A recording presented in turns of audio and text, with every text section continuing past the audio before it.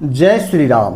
श्री रामचरितमानस अयोध्या कांड दोहा संख्या 41 से 50 तक का पठन करने जा रहा हूँ। आप लोग अर्थ के साथ में ध्यानपूर्वक श्रवण करेंगे।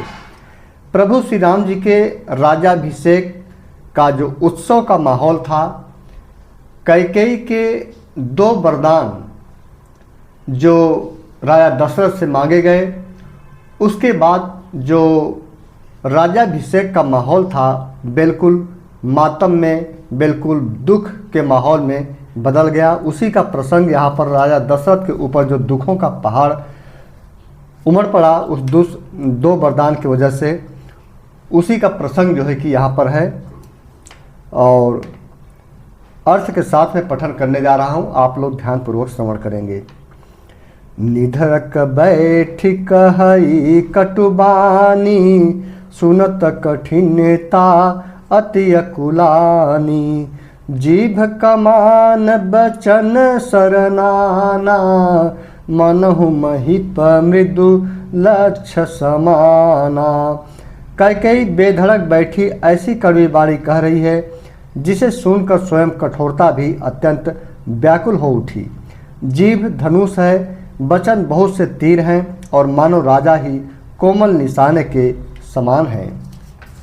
सीताराम सीताराम सीताराम। जनु कठोर पनु धरे शरीरु, सिखई धनुष विद्या बरबीरु। सब प्रसंगु रघुपति सुनाई, बैठी मनहु तनु धरे निठुराई। इस सारे साज समाज के साथ मानो स्वयं कठोरपन श्रेष्ठ वीर का शरीर धारण करके धनुष विद्या सीख रहा है। श्री रघुनाथ जी को सब हाल सुनाकर वह ऐसी बैठी है मानो निष्ठुरता ही शरीर धारण किए हुए हो। मन मुसुकाई भानु कुल भानु, राम सहज आनंद निधानु। बोले बचन विगत सब दूषण, मृदु मंजुल जनु बाग विभूषण। सूर्यकुल के सूर्य स्वाभाविक ही आनंद निधान श्री रामचंद्र जी मन में मुस्कुराकर सब दूषणों से रहित ऐसे कोमल और सुंदर वचन बोले जो मानो वाणी के भूषण ही हो, अर्थात गहना हो। सुनु जननी सोई सुत बड़ भागी, जो पितु मातु बचन अनुरागी। तनय मातु पीतु तोष निहारा, दुर्लभ जननी सकल संसारा। प्रभु श्री राम जब वहाँ पर जाते हैं कोप भवन में, तो पिता राजा दशरथ की स्थितियाँ देख करके और माता का क्रोध की अवस्था में बैठे हुए देख करके, वैसे तो सब कुछ अंतर्यामी प्रभु श्री राम समझ गए थे, लेकिन फिर भी अपनी माता के मुख से वो सारी चीज़ें सुनना चाहते थे। और उनको तो अंतर्यामी है, उनको तो पता ही है कि किस कारण से ऐसा सब कुछ हुआ है। इसीलिए उन्होंने माता को भी दोष नहीं देते हैं और कहते हैं, बहुत प्रेम से कहते हैं, हे माता सुनो।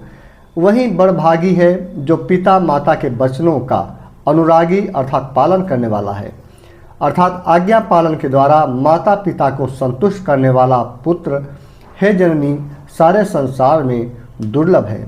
अर्थात वह पुत्र बहुत बड़ा भाग्यशाली होता है जो अपने माता पिता के वचनों को, उनके आज्ञाओं का पालन करने का उन्हें सौभाग्य प्राप्त होता है। मुनिगण मिलन विशेषी बन, सब ही भात हित मोर।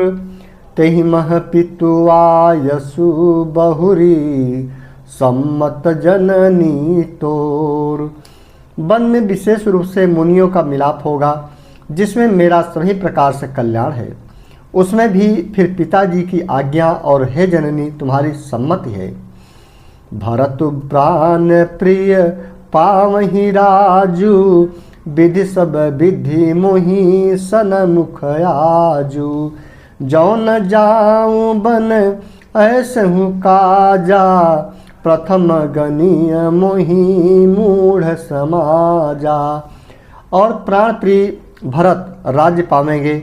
इन सभी बातों को देखकर हे यह प्रतीत होता है कि आज विधाता सब प्रकार से मुझे सम्मुख हैं, अर्थात मेरे अनुकूल हैं। यदि ऐसे काम के लिए भी मैं वन को न जाऊं तो मूर्खों के समाज में सबसे पहले मेरी गिनती करनी चाहिए। से वहीं अरहु कलप तरु त्यागी, परिहरि अमृत लेहि बिसुमागी। तेउ न पाइयस समउ चुकाही, देख विचारी मातु मन माही। प्रभु श्री राम पिता के समक्ष और माता कैकेयी के समक्ष ऐसी अमृतवाणी से उनको दिलासा दे रहे हैं मानो कुछ हुआ ही न हो और उनको किसी तरह का अपने ऊपर कलंक न लें और उन्हें किसी तरह का तकलीफ न हो। इसलिए अमृतवाणी में कोमल हृदय से माता कैकेयी को और अपने पिता के समक्ष ऐसी वाणी बोल रहे हैं कि मुझे कोई कष्ट नहीं है, मैं तो बहुत बड़ा भाग्यशाली हूँ जो आप लोगों की आज्ञा से वन को जाऊँगा और ऐसे में सभी संत महात्माओं से मिलने का मुझे सौभाग्य प्राप्त होगा। उन्होंने कहा, प्रभु श्री राम जी कहते हैं, जो कल्प वृक्ष को छोड़कर रेण की सेवा करते हैं और अमृत त्याग कर विष मांग लेते हैं, हे माता तुम मन में विचार कर देखो, वे महामूर्ख भी ऐसा मौका पाकर कभी न चुकेंगे। अम्ब एक दुख मोहि विशेषी, निपट बिकल नर नायक देखी। थोर ही बात पितहि दुख भारी, होति प्रतीत न मोहि महतारी। हे माता, मुझे एक ही दुख विशेष रूप से हो रहा है, वह महाराज को अत्यंत व्याकुल देखकर। इस थोड़ी सी बात के लिए ही पिताजी को इतना भारी दुख हो, हे माता मुझे इस बात पर विश्वास नहीं होता। राउ धीर गुण उदधि अगाधु, भा मोहिते कछु बड़ अपराधु। जाते मोहिन कहत कछु राऊ, मोरी शपथ तोहि कहूँ सती भाऊ। क्योंकि महाराज तो बड़े ही धीर और गुणों के अथाह समुद्र हैं, अवश्य ही मुझ में कोई बड़ा अपराध हो गया है जिसके कारण महाराज मुझसे कुछ नहीं कहते। तुम्हें मेरी सौगंध है माता, तुम सच सच कहो मुझसे। सहज सरल रघुबर बचन, कुमति कुटिल करि जान। चलई जोक जल बक्र गति, यद्यपि सलीलु समान। रघुकुल में श्रेष्ठ श्री रामचंद्र जी स्वभाव से ही सीधे वचनों को दुर्बुद्धि कैकेयी टेढ़ा ही करके जान रही है। अर्थात प्रभु श्री राम अपने कोमल निश्चल भाव से वचनों को कह रहे हैं, इसमें भी कैकेयी को कटु वचन ही प्रतीत हो रहे हैं, अर्थात छल कपट ही प्रतीत हो रहे हैं। जैसे यद्यपि जल समान ही होता है, परंतु जोंक उसमें टेढ़ी चाल से ही चला करती है। तालाब में कोई शांत जल होता है, लेकिन जोंक ऐसा जीव है जो टेढ़ी ही चलती है। वही हाल इस समय प्रभु श्री राम और माता कैकेयी का है। यद्यपि प्रभु श्री राम सीधे साधे शांत स्वभाव से सब कुछ निश्चल भाव से निष्काम भाव से अपने वचनों को बोल रहे हैं, फिर भी उसमें भी माता कैकेयी को कटु वचन ही प्रतीत होते हैं। ऐसा जान पड़ता है कि प्रभु श्री राम मुझसे कोई छल कर रहे हैं। रहसि रानी राम रुख पाई, बोली कपट स्नेहु जनाई। शपथ तुम्हार भरत कयाना, हेतु न दूसर मैं कछु जाना।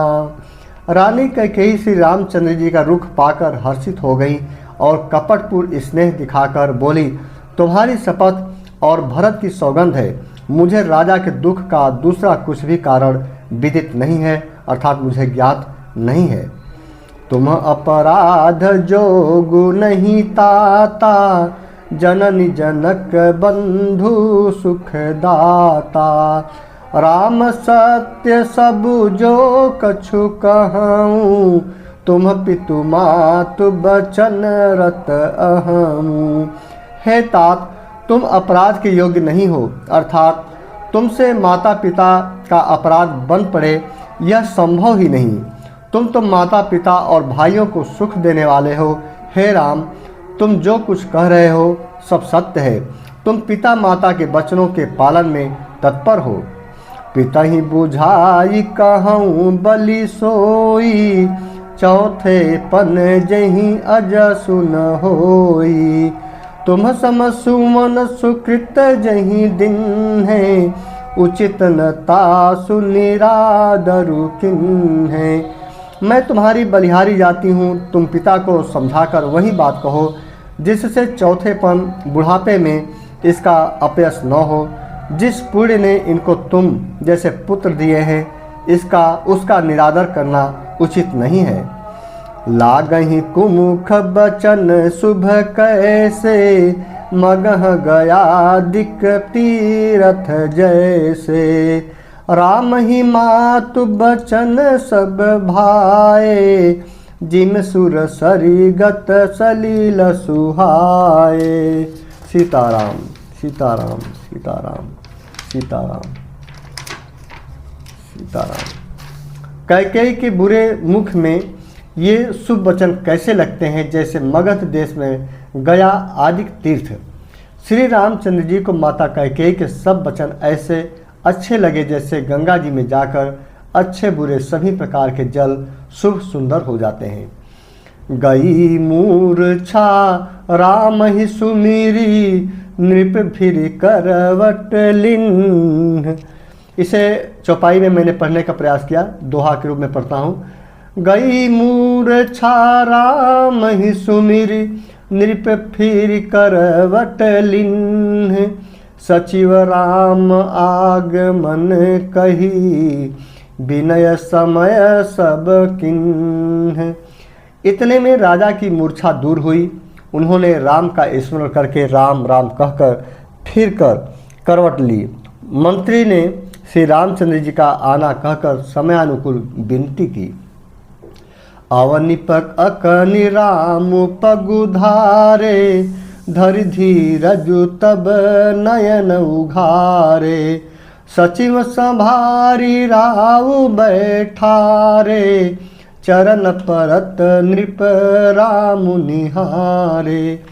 जब राजा ने सुना कि श्री रामचंद्र पधारे हैं तो उन्होंने धीरे धर के नेत्र खोले। मंत्री ने संभाल कर राजा को बैठाया। राजा ने श्री रामचंद्र जी को अपने चरणों में पड़ते प्रणाम करते देखा। लिए स्नेह बिकल उरलाई, गए मनि मनहु फनिक फिर पाई। राम ही चितई रहु नर नाहु, चला बिलोचन बारी प्रभाऊ। स्नेह से बिकल राजा ने राम जी को हृदय से लगा लिया, मानो सांप ने अपनी खोई हुई मणि फिर पा ली हो। राजा दशरथ जी श्री राम जी को देखते ही रह गए। उनके नेत्रों से आंसुओं की धारा बह चली। शोक विबस कछु कहे न पारा, हृदय लगावत बारहि बारा। विधि मनाऊ राऊ मन माही, जहि रघुनाथन कानन जाही। शोक के विशेष वश होने के कारण राजा कुछ कह नहीं सकते। वे बार बार श्री रामचंद्र जी को हृदय से लगाते हैं और मन में ब्रह्मा जी को मनाते हैं कि जिससे श्री रघुनाथ जी वन को न जाएं। सुमिरि महेश ही कहई निहोरी, बिनती सुनहु सदा शिव मोरी।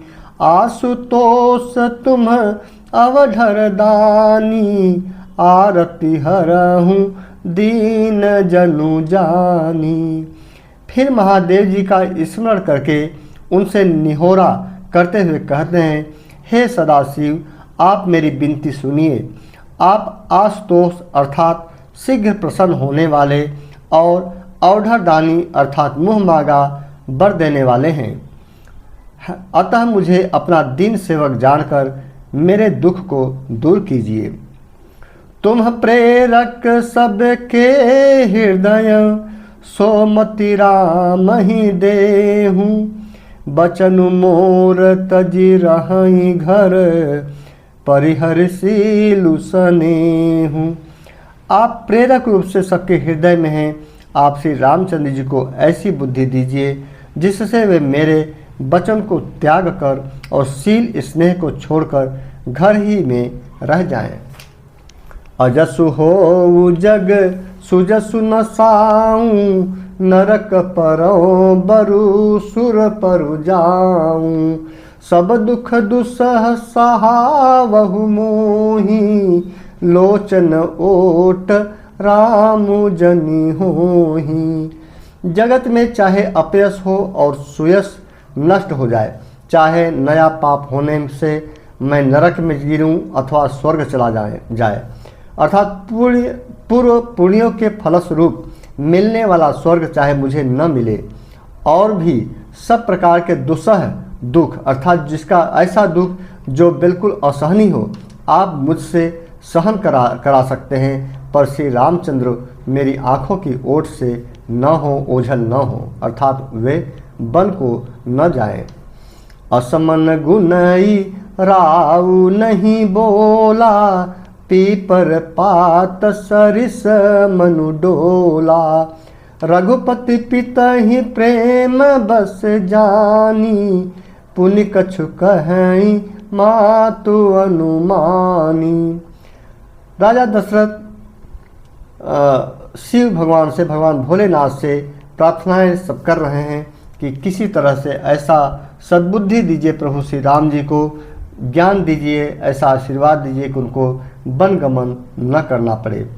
राजा मन ही मन इस प्रकार विचार कर रहे हैं, बोलते नहीं हैं। उनका मन पीपल के पत्ते की तरह डोल रहा है। श्री रघुनाथ जी ने पिता को प्रेम के बस जानकर और यह अनुमान करके कि माता फिर कुछ कहेंगी तो पिताजी को दुख होगा, उन्होंने कहा, देश काल अवसर अनुसारी। उनके दुख को, पिताजी के दुख को कम करने के लिए प्रभु श्री राम जी स्वयं कहते हैं, देश काल अवसर अनुसारी, बोले बचन बिनित बिचारी। तात कहूँ कछु करऊँ ढिठाई, अनुचित क्षमब जानी लरिकाई। देश काल और अवसर के अनुकूल विचार कर विनित वचन कहे, हे तात, मैं कुछ कहता हूँ, यह ढिठाई करता हूँ, इस अनौचित्य को मेरी बाल्यावस्था समझकर क्षमा कीजिएगा। अति लघु बात लागी दुख पावा, काहू न मोहि कहीं प्रथम जनावा। देख गोसाई पूछूं माता, सुनि प्रसंग भय शीतल गाता। इस अत्यंत तुच्छ बात के लिए आपने इतना दुख पाया, मुझे किसी ने पहले कह कर यह बात नहीं जनाई। स्वामी, आपको इस दशा में देखकर मैंने माता से पूछा। उनसे सारा प्रसंग सुनकर मेरे सब अंग शीतल हो गए, मुझे बड़ी प्रसन्नता हुई। मंगल समय स्नेह बस, सोच परिहरिय तात। आय सुदेय हरसिय, कही पुल के प्रभु गात। प्रभु श्री राम जी ऐसी वाणी बोलते हैं जिससे कि उनके पिता दशरथ जी को और माता कैकेयी को सांत्वना हो और उनको जो दुख हुआ है वह जो है कि कम हो सके। उन्होंने कहा, हे पिताजी, इस मंगल के समय स्नेहवश होकर सोच करना छोड़ दीजिए और हृदय में प्रसन्न होकर मुझे आज्ञा दीजिए। यह कहते हुए प्रभु श्री रामचंद्र जी सर्वांग पुलकित हो गए। धन्य जन्म जगति तलतासु, पीतहि प्रमोद चरित सुनि जासु। चारि पदारथ कर तलताके, प्रिय पितु मातु प्राण समझाके। उन्होंने फिर कहा, इस पृथ्वी तल पर उसका जन्म धन्य है जिसके चरित्र सुनकर पिता को परम आनंद हो, जिसको माता पिता प्राणों के समान प्रिय हैं। चारों पदार्थ अर्थात अर्थ, धर्म, काम और मोक्ष उसके करतलगत मुट्ठी में रहते हैं।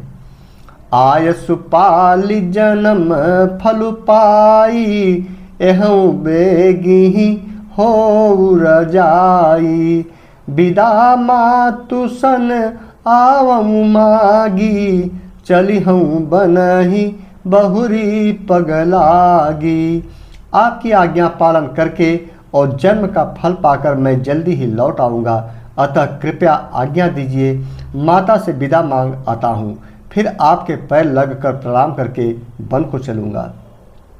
अस कहीं राम गवनु तब किन्हा, भूप शोक बस उतरु न दिन्हा। नगर व्यापी गई बात सुतीछी, छुअत चढ़ी जनु सब तन बीछी। ऐसा कहकर तब श्री रामचंद्र जी वहाँ से चल दिए। राजा ने शोकवश कोई उत्तर नहीं दिया। वह बहुत ही तीखी अर्थात अप्रिय बात नगर भर में इतनी जल्दी फैल गई, मानो डंका मारते ही बिच्छू का विष सारे शरीर में चढ़ गया हो। सुनि भय बिकल सकल नर नारी, बेली बिटप जिमी देखी द्वारी। जो जह सुनई धुनई सिरु सोई, बड़ बिसादु नहीं धीरज होई। इस बात को सुनकर सब स्त्री पुरुष ऐसे व्याकुल हो गए जैसे दावानल अर्थात वन में आग लग गई हो। देखकर बेल और वृक्ष मुरझा जाते हैं। जो जहाँ सुनता है वह वहीं सिर धुनने अर्थात सिर पकड़ के बैठ जाता है। उसे ऐसा लगता है जैसे बड़ा विषाद है, किसी को धीरज नहीं बंधता है। मुख सुखाहि लोचन स्त्रवहि, शोकुन हृदय समाई।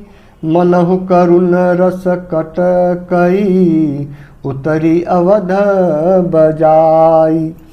सबके मुख सूख जाते हैं, आँखों से आंसू बहते हैं। शोक हृदय में नहीं समाता, मानो करुणा रस की सेना अवध पर डंका बजाकर उतर आई हो। समस्त अवधवासी जो भी जहाँ था, जो भी जहाँ समाचार यह सुना, सब वहीं के वहीं एक आश्चर्यचकित होकर सिर पकड़कर बैठ गए और चिंता मग्न हो गए।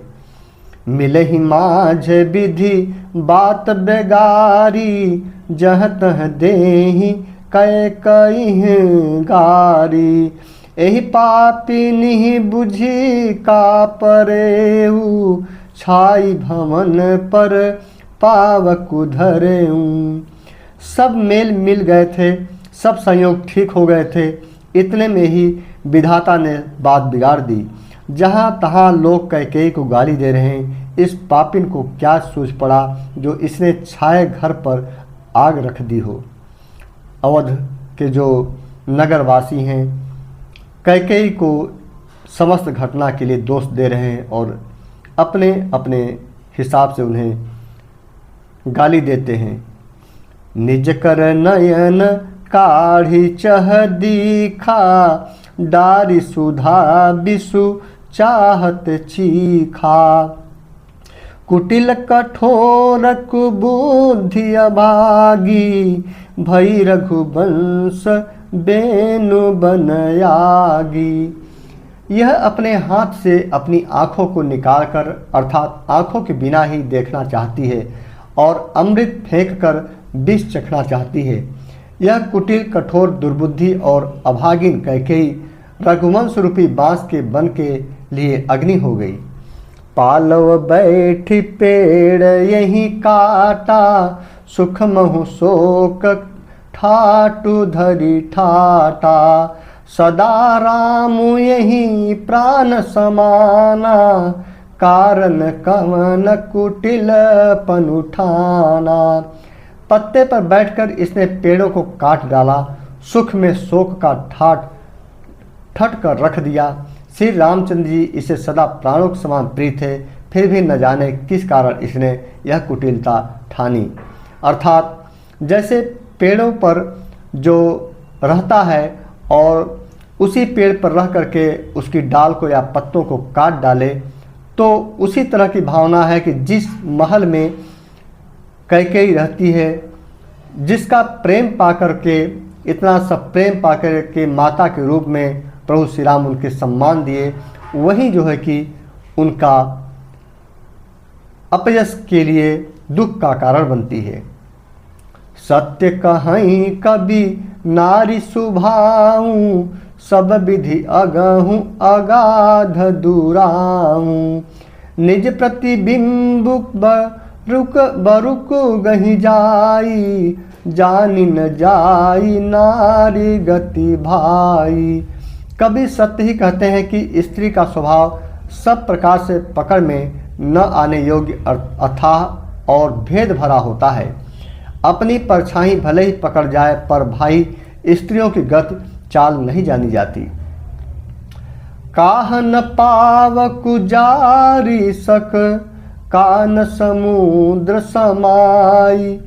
कान करे अबला प्रबल, के ही जग कालू न खाई।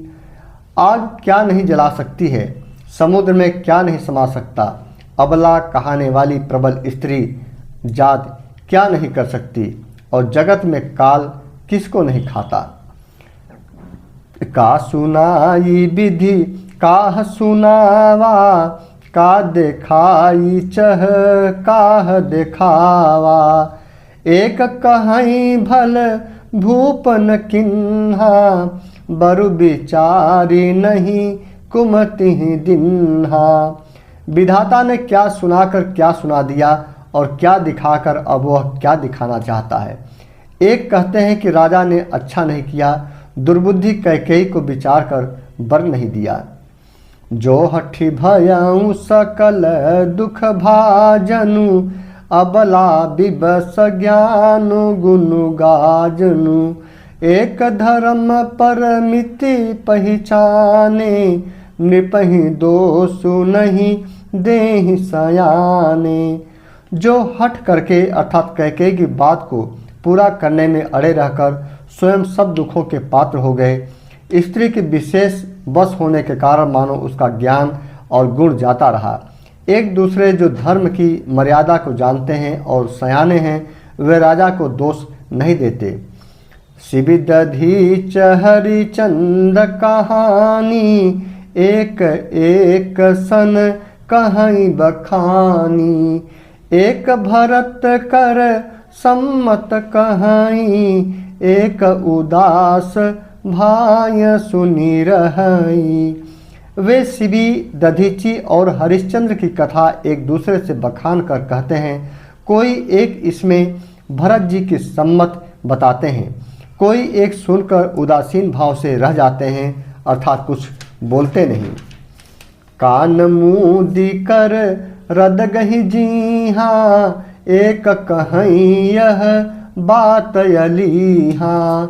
सुकृत जाहियस कहत तुम्हारे, राम भरत कहूँ प्राण पियारे। कोई हाथों से कान मूंदकर और जीभ को दांतों तले दबाकर कहते हैं कि यह बात झूठ है, ऐसी बात कहने से तुम्हारे पुण्य नष्ट हो जाएंगे। भरत जी को तो श्री रामचंद्र जी प्राणों के समान प्यारे हैं। चंदु चवय बरु अनल कन, सुधा होई बिस्तूल। सपने हूँ कबहु न करही किछु, भरतु राम प्रतिकूल।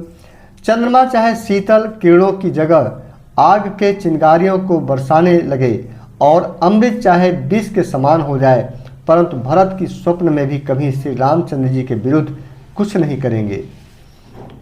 एक विधातहि दूसनु देहि, सुधा देखाई दिन बिसुजेहि। खर भरु नगर सोचु सब काहू, दुसह दाहु उर मिटाऊ छाहू।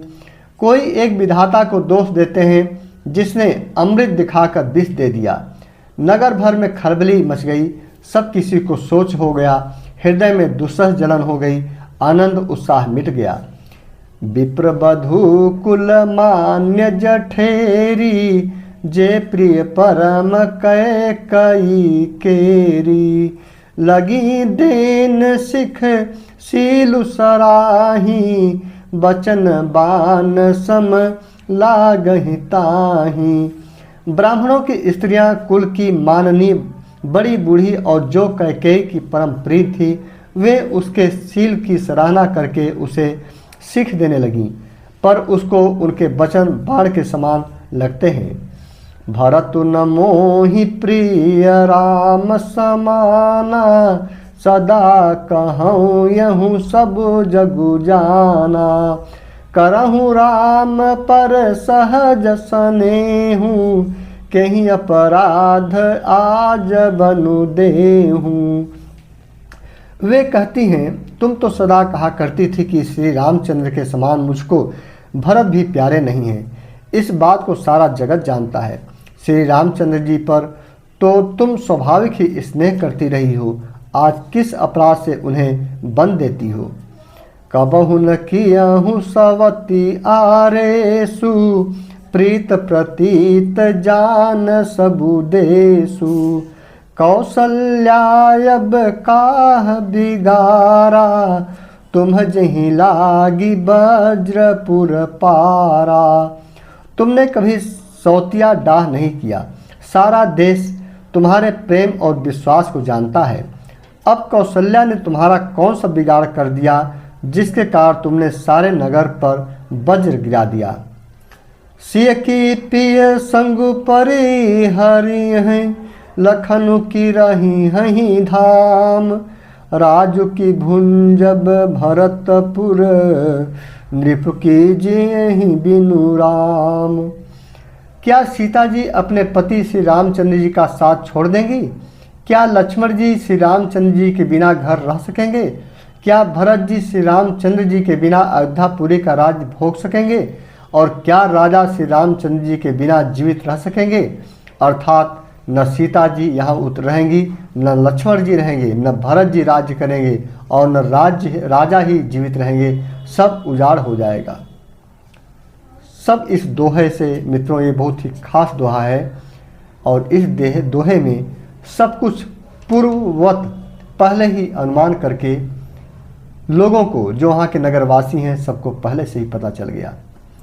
अस विचारी उर छाड़हूँ को हूँ, शोक कलंक कोठि जन होहूँ। भरत ही अवश्य देहूँ जुबराजू, कानन काह राम कर काजू। हृदय में ऐसा विचार कर क्रोध छोड़ दो, शोक और कलंक की कोठी मत बनो। भरत को अवश्य युवराज पद दे दो, पर श्री रामचंद्र जी का वन में क्या काम है। नाहिन राम राज के भूखे, धर्म धुरिन विषय रस रूखे। गुरगृह बसहु राम तज गेहूँ, नृपसन अस बरु दूसर लेहूँ। श्री रामचंद्र जी राज्य के भूखे नहीं हैं, वे धर्म की धूरी को धारण करने वाले और विषय रस से रूखे हैं, अर्थात उनमें विषयासक्ति है ही नहीं। इसलिए तुम यह शंका न करो कि श्री राम जी बन न गए तो भरत के राज्य में विघ्न करेंगे। इतने पर भी मन न माने तो तुम राजा से दूसरा ऐसा यह वर ले लो कि श्री राम घर छोड़कर गुरु के घर रहें। जो नहीं लगी हूँ कहे हमारे, नहीं लागी कछु हाथ तुम्हारे। जो परिहास किन्हीं कछु होई, तो कही प्रगट जनावहु सोई। जो तुम हमारे कहने पर न चलोगी तो तुम्हारे हाथ कुछ भी न लगेगा। यदि तुमने कुछ ऐसी हंसी की हो तो उसे प्रकट में कहकर जना दो, अर्थात मैंने दिलगी की है। कैकेयी को कहा जा रहा है कि यदि तुमने कोई मजाक किया है, जैसे आधुनिक शब्दों में मैं बता दूं मित्रों प्रेजेंट टाइम में, कि उन्होंने कहा कि कैकेयी से कि यदि तुमने कोई मजाक किया है तो अपने मजाक को, हंसी को प्रकट कर दो, अर्थात अब उजागर कर दो। यदि कोई तुमने दिल्लगी की है तो उसे सबके सामने बता दो, लेकिन ऐसी पीड़ा मत दो। राम सरिस सुत कानन जोगु, काह कहीं सुनी तुम कहूँ लोगु। उठहूँ बेगी सोई करहूँ उपाई, जही विधि सोकु कलंकु नसाई। राम सरीखा पुत्र क्या बनने योग्य है, यह सुनकर लोग तुम्हें क्या कहेंगे। जल्दी उठो और वही उपाय करो जिस उपाय से इस शोक और कलंक का नाश हो। लेकिन मित्रों, आप सबको मालूम है कि कैकेयी का जो उद्देश्य था वो मंथरा के शब्दों के अधीन हो गया था, इसलिए जो है कि वह कुछ भी, कैकेयी भी कुछ जो है कि नहीं कर सकती, क्योंकि उसका मति भी फिर चुकी थी। इसलिए जो आगे होने वाला था वो होकर ही रहेगा। इसको एक सुंदर छंद के माध्यम से वहाँ उस समय की जो भावनाएं थी, भावनाओं तक पहुँच पाना मित्रों बहुत ही मुश्किल काम होता है। भावनाओं तक की पहुँचने में आपको उतना ही भक्ति प्रेम भाव के साथ में जब उस समय की परिस्थितियाँ को, समय को महसूस करेंगे भक्ति भाव से, निष्काम भाव से, निश्चल भाव से, तभी उस समय के जो समय है उसको अपने अंदर, अपने हृदय में महसूस कर सकेंगे। फिलहाल यहाँ पर महाकवि तुलसीदास जी ने एक सुंदर छंद के माध्यम से आप लोगों को उस भाव की ओर ले जाने का प्रयास किया है। चलिए सुनते हैं। जही भांति शोक कलंकु जाई, उपाय करि कुल पालहि। हठि फेरु राम ही जात बन जनी, बात दूसर चालहि। जिमि भानु बिनु दिनु प्राण बिनु तनु, चंद बिनु जिमि जामिनी। तिमि अवध तुलसी दास, प्रभु बिनु समुझि धौ जिय भामिनी। जिस तरह नगर भर का शोक तुम्हारा कलंक मिटे, वही उपाय करके कुल की रक्षा कर। बन जाते हुए श्री रामचंद्र जी को हट करके लौटा ले, दूसरी कोई बात न चला।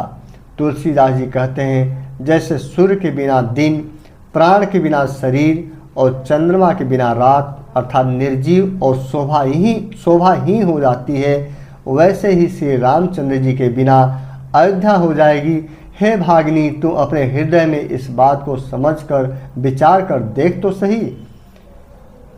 अंतिम रूप से समझाया जा रहा है कैकेयी को, लेकिन जो होनी होती है उसे कौन टाल सकता है। जो ब्रह्म लेखनी है उसे, जो जगत है उसी के अनुसार चलता है। एक सुंदर सोठा के माध्यम से यहाँ पर समापन करूँगा। सखिन सिखावनु दिन सुनत, मधुर परिणाम हित। तहि कछु कान न किन्ह कुटिल, प्रबोधि कुबरी। मित्रों, सोठा पढ़ने में थोड़ा कठिनाई होती है मुझे, इसलिए क्षमा करिएगा।